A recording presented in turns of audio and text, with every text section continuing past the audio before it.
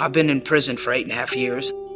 I come from a pretty big family. I'm the baby of 7, and I wasn't made to go to church as a child. My mother's stepfather, was a preacher, and so she just wanted us to find our own way and not to impress on us religious views.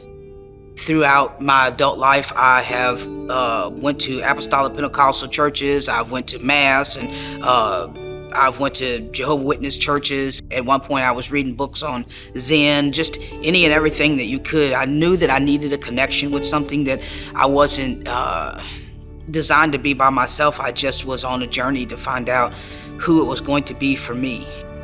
I chose as a young adult, moving out of my parents' house, to embrace a homosexual lifestyle. And I took that on for myself, and I believe what the world told me. When people told me I was bipolar, I was an addict, I was angry, I was a drug addict, I was a homosexual, all these things, I believed it, and I took it on and I walked it out, not knowing that all the sadness and depression and never being able to get up and know peace and joy in my life, that's a byproduct of a relationship with Christ. I didn't know peace and joy before coming here. You know, when I came to prison, I came under the assumption that I was being punished. But now that I'm here, I'm under the realization that He saved me and He pinned my best days in front of me and that He loved me so much. Oh, I'm sorry. That He loves me so much that He climbed up on that cross and became a curse and paid for all my sins just to know me, to own the rest of my story, and to restore back to me all the things that the enemy took from me.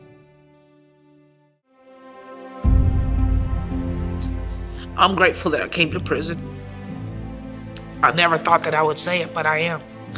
I'm grateful that He brought me to the end of myself. And little by little, these last couple years, I've started to have thoughts and impressions put in me that I never could have before.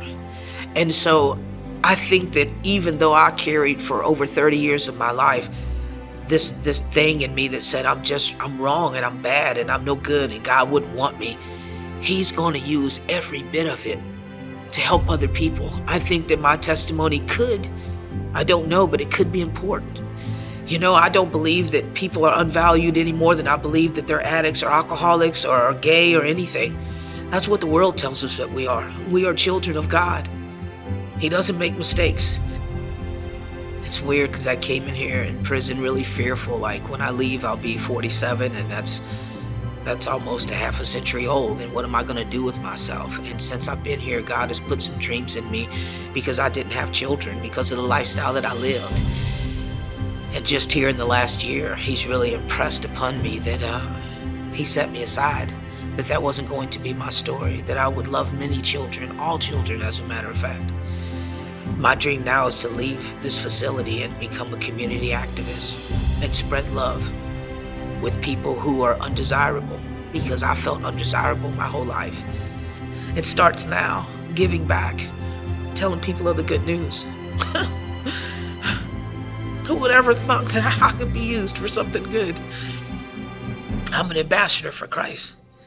So my opinion on myself or others doesn't really matter. It's what He thinks and what He says. It's in that word.